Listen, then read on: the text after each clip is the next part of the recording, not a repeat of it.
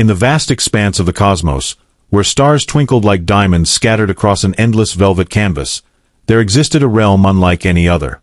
The planet Zerathia, bathed in perpetual twilight, was home to the most magnificent species known to the galaxy, the Luminalis. Their civilization had thrived for millennia, their crystalline cities rising from the iridescent plains like frozen waterfalls of light. At the heart of this extraordinary society stood their sovereign, Queen Silvara, whose presence commanded both awe and reverence. The Queen's throne room, carved from living crystal that pulsed with bioluminescent energy, served as the nerve center of her empire.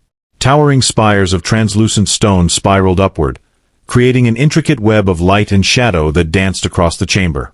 The air shimmered with an otherworldly hum, generated by the countless drones that maintained the palace's delicate ecosystem. Each surface glowed with a soft, ethereal light, casting everything in a dreamlike haze that seemed to blur the boundaries between reality and imagination. Queen Silvara herself was a vision of regal splendor. Her form, taller and more graceful than her subjects, radiated an inner luminescence that made the very air around her sparkle. Her skin shimmered with iridescent scales that shifted colors with each movement, while her eyes held galaxies within their depths. Long tendrils of crystalline hair cascaded down her back, catching and refracting light in mesmerizing patterns. She wore ceremonial robes woven from threads of pure starlight, each fiber humming with ancient power. What set Queen Silvara apart from her predecessors was not merely her physical majesty or her command over the most advanced civilization in known space. It was her twin daughters, Princesses Lyria and Nissa, who were destined to inherit the throne. Born under the rare celestial alignment of the twin moons, they possessed abilities that even their mother could scarcely comprehend. Their bond transcended mere sisterhood. They shared thoughts, emotions, and powers in a way that defied conventional understanding of consciousness. The princesses had grown into young women of unparalleled beauty and grace. Their features bore the refined elegance characteristic of their species, yet carried subtle differences that made them distinct. Lyria's presence was like a gentle breeze on a summer evening, soothing and calming, with an aura that could pacify even the most troubled minds. Nissa, conversely, burned with an inner fire that manifested in brilliant flashes of energy around her person, her spirit as fierce and untamed as a supernova. As the twins approached their coming-of-age ceremony, a tradition that marked their transition to adulthood and their eligibility to assume leadership roles, Queen Silvara found herself facing an unprecedented dilemma. The ancient prophecies spoke of a union that would bridge worlds, a joining of bloodlines that would usher in a new era of prosperity for the Luminalis. But these prophecies contained a startling revelation.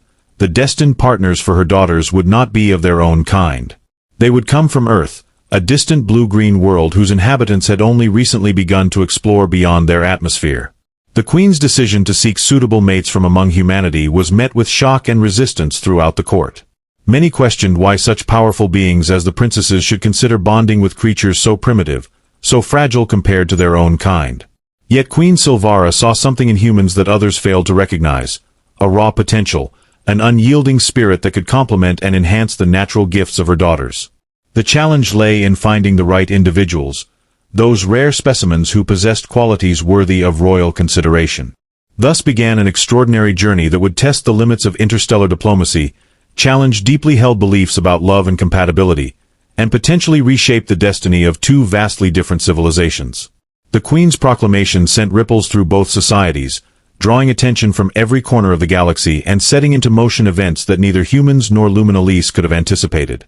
The announcement reached Earth during a routine diplomatic transmission, broadcast simultaneously to all major governments and scientific institutions.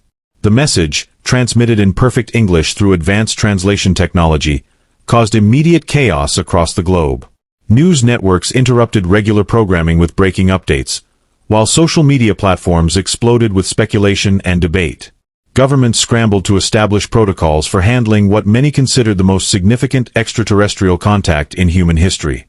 In Washington, D.C., President Harrison convened an emergency meeting with his cabinet and top advisors. "This isn't just about selecting candidates," he emphasized, pacing before the holographic display of Queen Silvara's transmission. "We're talking about representing humanity at its best, about forming a bond that could redefine our place in the universe." The room buzzed with tension as military leaders, scientists, and diplomats debated the implications of sending human representatives to Zerathia. Meanwhile, in Moscow, Dr. Ivan Petrov, a renowned psychologist specializing in human-alien interaction studies, received an urgent summons to the Kremlin. As he reviewed the extensive psychological profiles required by the Luminolese, he couldn't help but wonder about the emotional toll such a mission would take on any volunteer. "These men won't just be ambassadors," he told his colleagues. "They'll be pioneers walking a path no human has ever tread, carrying the hopes and fears of billions." Across the Atlantic, in London, Professor Emily Chen led a team of anthropologists and linguists in analyzing the cultural requirements outlined by Queen Silvara.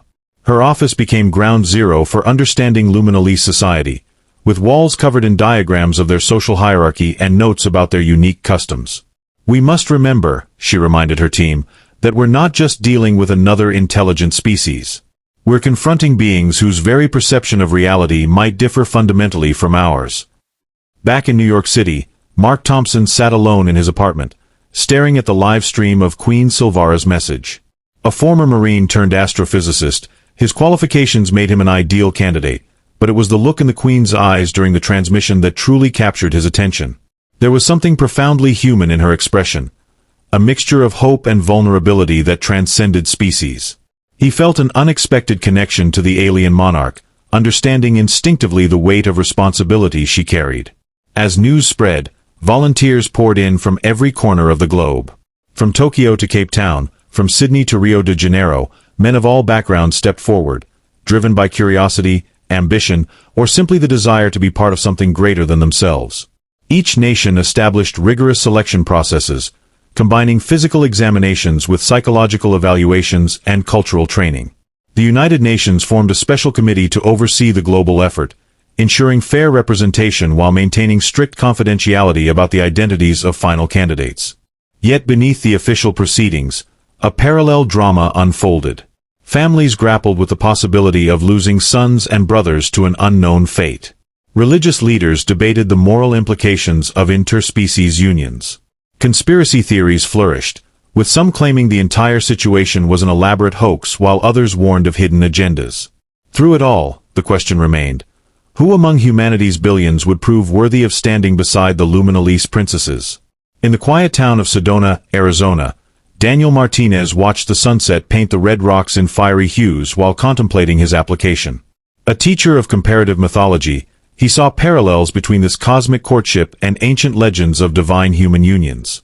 His knowledge of cross-cultural narratives might prove invaluable, he reasoned, though he wondered if his peaceful nature would survive the scrutiny of alien royalty. Halfway across the world, in Mumbai, Rajiv Patel trained in martial arts while considering his chances.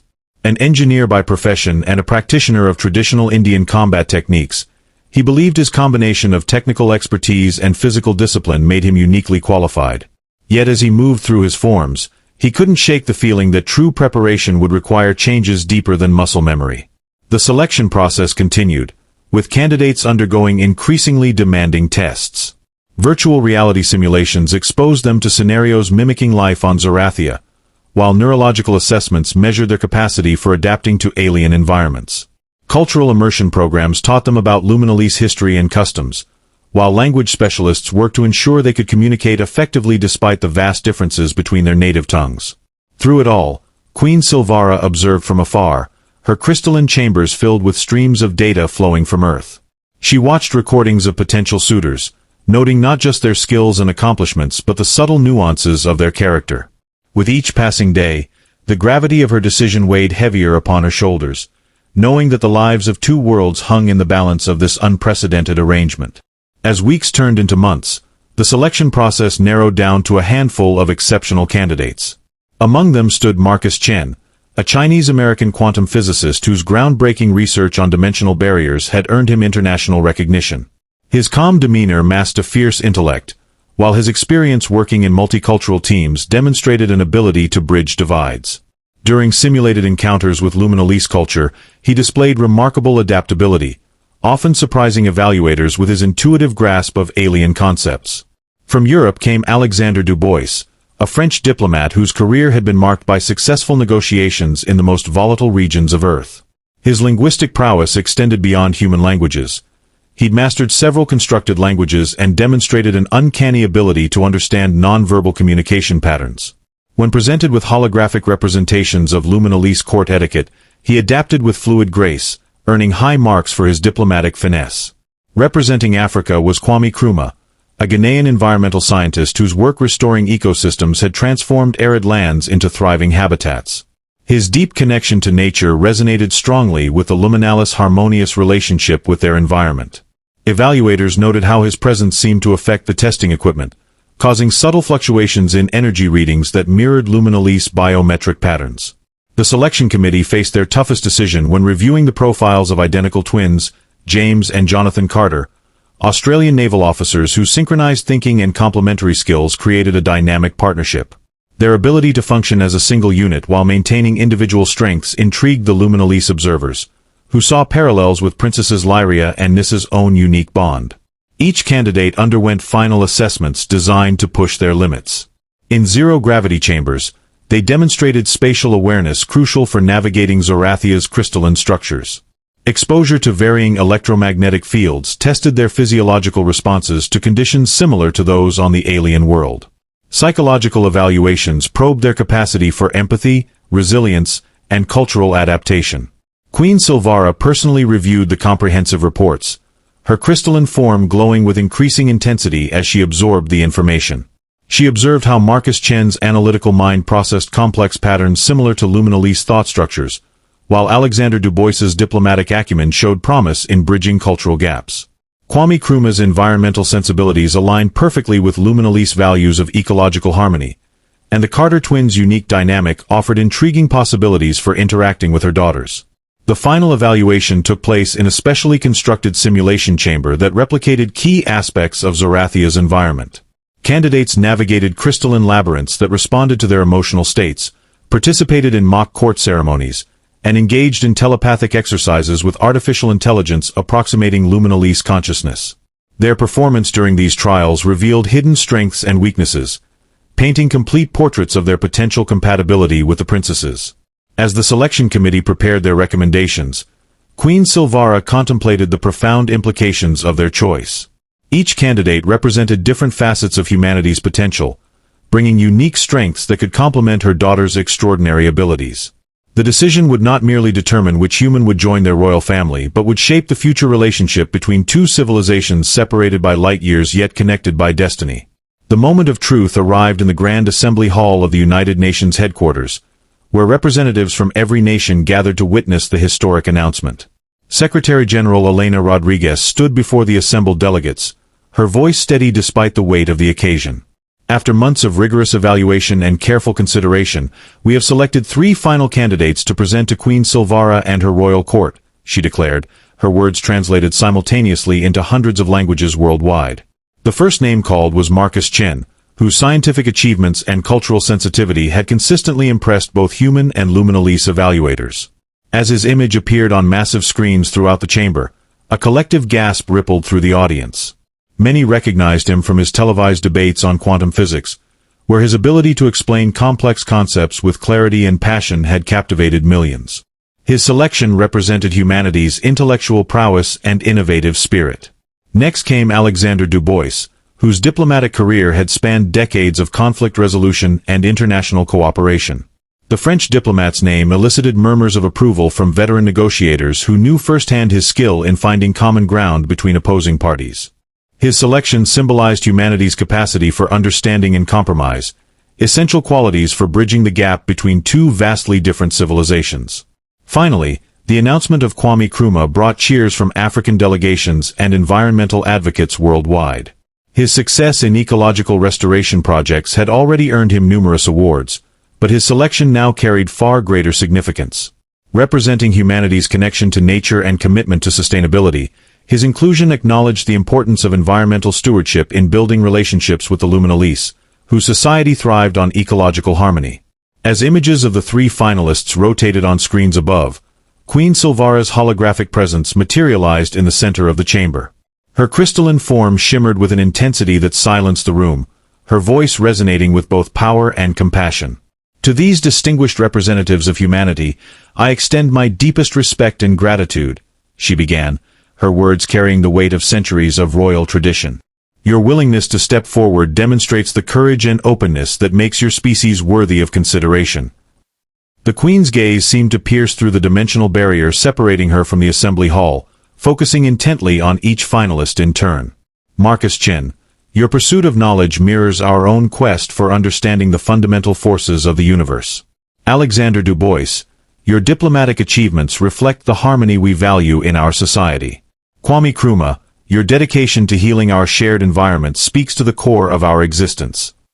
Her next words sent a ripple through the chamber. However, the final selection rests not solely with me or my council. My daughters, Princesses Lyria and Nissa, will participate in choosing their potential partners. For this is not merely a political alliance, but a union that must honor the hearts and spirits of all involved. The assembled dignitaries exchanged glances, recognizing the wisdom in allowing the princesses a voice in their own futures. Details of the upcoming visit to Zerathia emerged, revealing a carefully orchestrated series of encounters designed to facilitate genuine connections.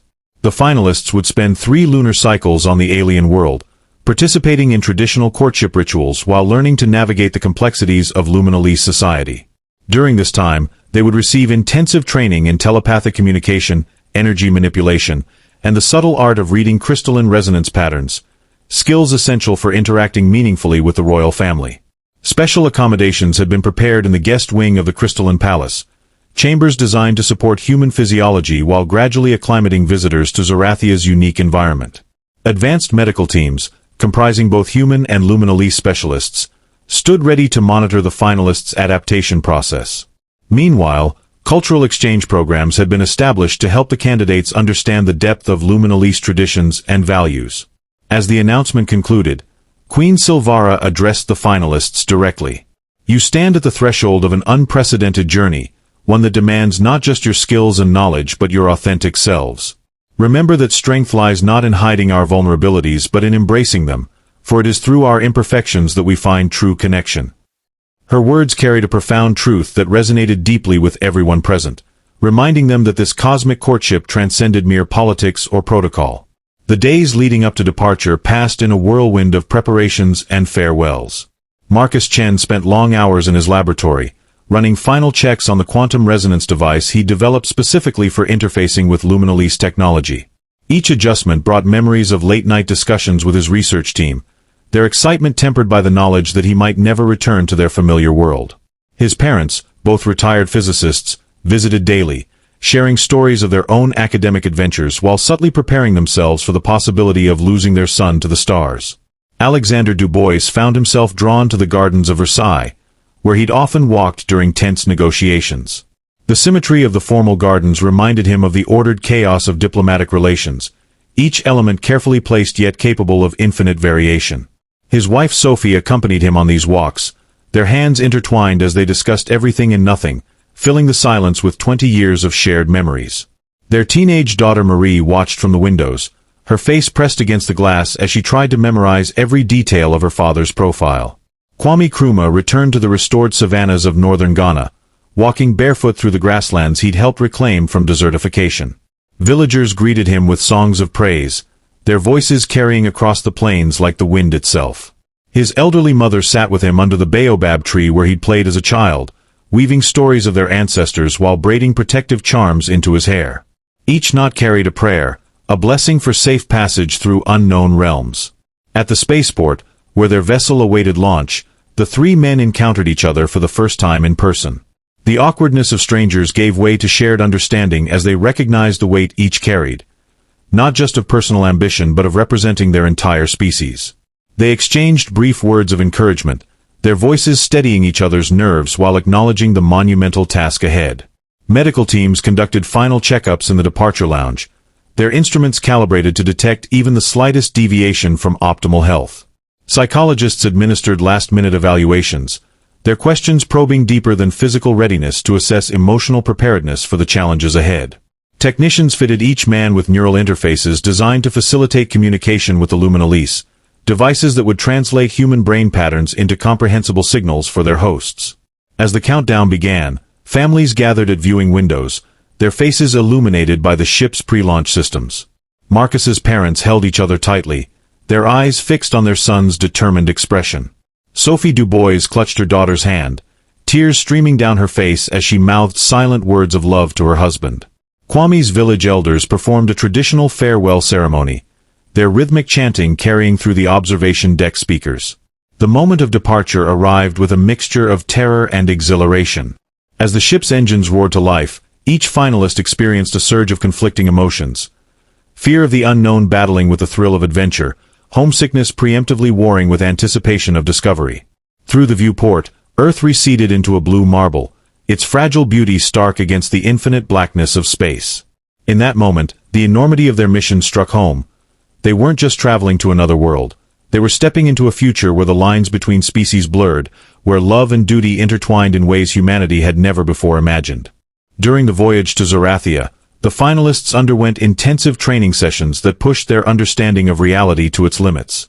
Holographic projections introduced them to the intricate dance of Luminalese court etiquette, where every gesture carried layers of meaning encoded in crystalline resonance patterns. Marcus Chen discovered that his quantum physics background proved surprisingly useful in grasping these subtle energy signatures, though the emotional weight behind each movement challenged his analytical approach. Alexander Dubois struggled initially with the non-linear nature of Luminalese communication, where thoughts could be expressed simultaneously rather than sequentially. His diplomatic training helped him navigate these complex interactions, but the raw honesty of telepathic exchanges left him vulnerable in ways traditional negotiations never had. He learned to shield his thoughts while remaining open to the genuine connections required by Luminalese custom, a delicate balance that taxed his mental fortitude. Kwame Nkrumah found his environmental expertise unexpectedly relevant as he studied the symbiotic relationship between Zerathia's ecosystem and its inhabitants. The planet's crystalline structures weren't merely architectural wonders but living organisms that responded to emotional states. His hands-on experience with Earth's ecosystems allowed him to intuitively grasp these connections, though the direct impact of his feelings on the environment proved both fascinating and daunting. The ship's AI, programmed with Luminalese cultural knowledge, guided them through virtual reality simulations of daily life on Zerathia. They practiced manipulating energy fields to create basic tools and structures, learned to interpret the shifting colors of the atmosphere as emotional indicators, and mastered the art of moving through crystalline corridors without disrupting their harmonic frequencies. Each success brought new challenges, each failure valuable lessons about their own limitations and potential. As they approached Zerathia, the finalists participated in group meditation sessions designed to synchronize their brainwaves with the planet's natural rhythms. These exercises revealed unexpected connections between them. Marcus's logical mind complemented Alexander's diplomatic sensibilities, while Kwame's grounded perspective balanced their sometimes overwhelming experiences. The bond they formed during these sessions would prove crucial in the trials ahead. Their arrival at Zerathia marked the beginning of a carefully orchestrated series of encounters with the royal family. Queen Silvara welcomed them in the grand reception chamber, her crystalline form surrounded by attendants who shimmered with rainbow hues. The finalists knelt according to protocol, feeling the weight of their mission settle heavily upon their shoulders as they gazed upon the alien monarch's majestic presence. Princesses Lyria and Nissa entered together, their twin bond evident in the way their movements flowed in perfect harmony. Lyria's gentle aura seemed to caress the air around her, while Nissa's vibrant energy sparked visible trails of light. The contrast between them fascinated the finalists, each woman embodying different aspects of Luminalese nature while sharing an inseparable connection that defied human understanding. Formal introductions followed traditional Luminalese customs, with each finalist presenting a gift crafted during their journey. Marcus offered a small quantum crystal that pulsed with mathematical precision, its patterns reflecting his scientific heritage. Alexander presented a holographic sphere containing recorded greetings from Earth's leaders, demonstrating his diplomatic role. Kwame contributed a living sculpture of intertwined plant forms, symbolizing the interconnectedness of all life. The initial meetings revealed surprising affinities between the humans and their potential partners.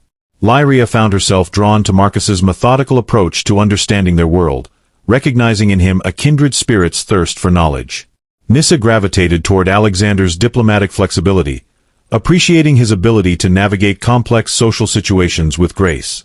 Kwame's environmental philosophy resonated deeply with both princesses, touching something fundamental in their shared consciousness. As days passed, the finalists participated in traditional courtship rituals that tested their adaptability and sincerity. They learned to read the emotional currents flowing through the crystalline palace, to sense the subtle shifts in atmospheric color that indicated changing moods.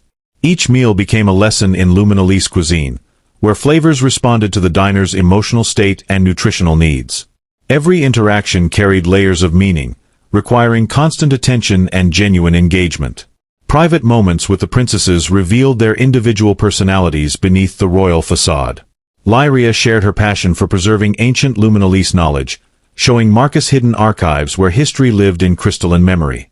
Nissa invited Alexander to join her in practicing combat forms that combined martial arts with energy manipulation, their movements creating beautiful patterns of light. Both sisters joined Kwame in exploring Zarathia's wild regions, where his understanding of ecosystems helped them appreciate their world through fresh eyes. The emotional toll of these encounters manifested differently for each finalist. Marcus wrestled with the pressure of representing human scientific achievement while maintaining his authentic self. Alexander struggled to reconcile his diplomatic training with the raw honesty required by telepathic communication. Kwame found himself questioning whether his environmental work on Earth truly prepared him for the scale of responsibility awaiting him on Zarathia. Through it all, the bond between the finalists strengthened, providing crucial support during moments of doubt. They shared insights about their experiences with the princesses, offering perspectives that helped each other navigate the complex web of emotions and expectations. Their friendship became a lifeline in the alien environment, reminding them of their shared humanity while they explored the possibility of becoming something more. The princesses themselves faced their own challenges, balancing their growing connections with the finalists against centuries of royal tradition. Lyria's gentle nature sometimes clashed with the structured requirements of courtship rituals, while Nissa's fiery spirit occasionally threatened to overwhelm the careful protocols governing their interactions. Together, they found strength in their twin bond, supporting each other through doubts and discoveries alike. As the lunar cycles progressed, the lines between duty and desire began to blur.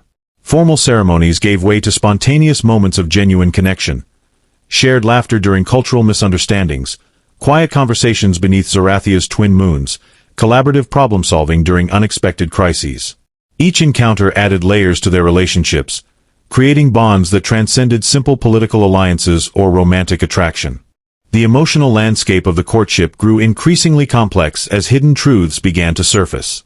During a private session in the Crystalline Gardens, Marcus noticed subtle variations in Lyria's energy patterns when discussing certain historical events. His scientific curiosity led him to probe deeper, uncovering evidence of suppressed technological advancements that could revolutionize both Luminalese and human societies.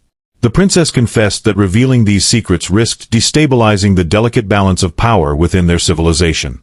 Alexander's diplomatic instincts proved invaluable when he detected underlying tensions between different factions of the Luminalese court. Through careful observation of telepathic exchanges and energy signatures, he identified ancient rivalries that threatened to undermine the unity Queen Silvara sought to maintain.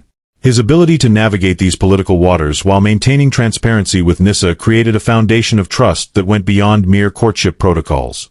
Kwame's environmental expertise uncovered an alarming trend in Zarathia's ecosystem: subtle shifts in crystalline growth patterns that suggested long-term environmental stress. His analysis revealed that the planet's response to increased emotional activity, particularly during the courtship rituals, might be unsustainable without intervention. This discovery forced difficult conversations about the future of Luminalese society and its relationship with both its environment and potential human partners. Personal sacrifices became inevitable as the finalists and princesses confronted these revelations. Marcus found himself torn between his scientific duty to share knowledge and his loyalty to Lyria's request for discretion. Late-night discussions with the princess revealed her own struggles with royal responsibilities versus her desire for honest scientific exploration. Their connection deepened through these ethical dilemmas, creating a partnership based on mutual respect for truth and integrity. Alexander faced perhaps the greatest personal challenge when he realized that maintaining diplomatic neutrality meant sometimes withholding information from Nissa. The princess's fiery nature bristled at what she perceived as deception, forcing them to redefine honesty within the context of their developing relationship. Their arguments, conducted through intense telepathic exchanges, stripped away pretenses and revealed raw emotions that ultimately strengthened their bond. Kwame's situation grew more complex as he worked closely with both princesses on environmental solutions. His methods, derived from Earth's ecological practices, required significant changes in Luminalese lifestyle that many court members resisted. The emotional toll of advocating for these changes while respecting Luminalese traditions tested his resolve, especially when he saw the strain it put on the twins' relationship with their people. Queen Silvara watched these developments with a mixture of pride and concern. The depth of connection forming between her daughters and the human finalists exceeded her expectations, yet the challenges they faced threatened to overwhelm them. She intervened at crucial moments, offering guidance that respected both Luminalese traditions and human values. Her own sacrifices became apparent as she navigated the delicate balance between protecting her kingdom and fostering genuine relationships. The emotional weight of these revelations affected the finalists profoundly. Marcus's scientific detachment gave way to passionate advocacy for Lyria's vision of a more open society. Alexander's diplomatic facade cracked to reveal a man willing to fight for Nissa's right to lead with authenticity. Kwame's environmental mission evolved into a crusade for sustainable coexistence that honored both worlds' needs. As the courtship entered its final phase, these sacrifices and revelations transformed the nature of their relationships. What began as formal arrangements evolved into partnerships built on shared values, mutual respect, and the courage to face uncomfortable truths. The finalists and princesses found themselves bound not just by romantic attraction or political necessity but by a deeper commitment to creating something new and meaningful from their combined heritages. The Crystalline Palace witnessed unprecedented scenes as traditional protocols bent to accommodate these evolving relationships. Private chambers became spaces for honest dialogue rather than formal courtship rituals. Shared meals transformed into working sessions where scientific theory met practical application. Even the Queen's Council meetings began incorporating human perspectives, marking a shift in Luminalese governance that reflected the growing influence of these cross-species partnerships. Through it all, the emotional bonds deepened, forged in the crucible of challenging truths and necessary sacrifices. The finalists and princesses discovered that love, in its most profound form, required not just acceptance of each other's strengths but also the courage to confront weaknesses and limitations. Their journey had become something far greater than any of them had anticipated, setting the stage for decisions that would shape the future of both their worlds.